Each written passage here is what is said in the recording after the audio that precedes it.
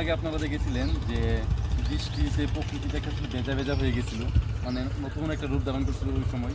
কিন্তু 1 ঘন্টা পরে প্রকৃতি আবার নতুন রূপে সাজ্জিত হয়েছে।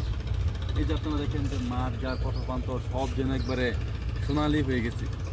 আর আপনারা এদিকে দেখেন যে নদীতে যখন সূর্যের আলোটা একেবারে এসে পড়ছে, এখান থেকে আবার মনে হচ্ছে যে দুইটা সূর্য একসাথে আমাদেরকে আলো দিচ্ছে।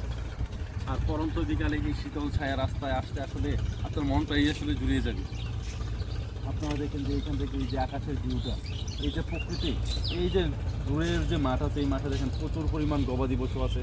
দেখা গেছে আপনারও গরু মহিষ বিশেষ করে এগুলো এখানে চড়াই। আর পাশে আপনার জেলেরা মাছ ধরে। আসলে এখানে আসলে আপনি একই সাথে অনেক জিনিস উপভোগ করতে পারবেন। যদি বৃষ্টির মাঝে আসেন তাহলে বৃষ্টির একটা ফিল আপনারা নিতে পারবেন। বৃষ্টির পরবর্তী সময় যে আসলে প্রকৃতিতে কীরকম রূপ ধারণ করে, এই জিনিসটা আপনারা বুঝতে পারবেন। আজকে আমরা আসছিলাম বৃষ্টির মাঝে, কিন্তু বৃষ্টি ছেড়ে দিয়ে এখন প্রকৃতি আবার নতুন একটা রূপ ধারণ করেছে। এরকম ভিউ আসলে সচরাচর এখানে দেখাই যায় না।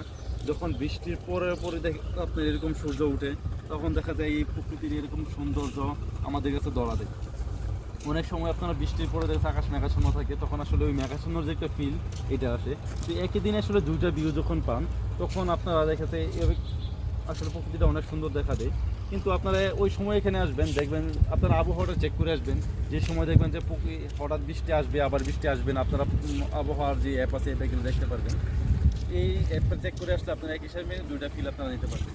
এই যে দেখেন পুরো প্রকৃতিটা 360 অ্যাঙ্গেলে আপনাদেরকে দেখাই, তাহলে পুরো প্রকৃতির মাঝে আসলে শুধু সৌন্দর্য আর সৌন্দর্য, সৌন্দর্য আর সৌন্দর্য। এত সৌন্দর্য আসলে বলে বাসায় প্রকাশ করা যাবে না। আসলে আমার যখনই মন খারাপ থাকে আমি এই রাস্তায় আসি, আর আসার সাথে সাথে আমার মনটা ভালো হয়ে যায়।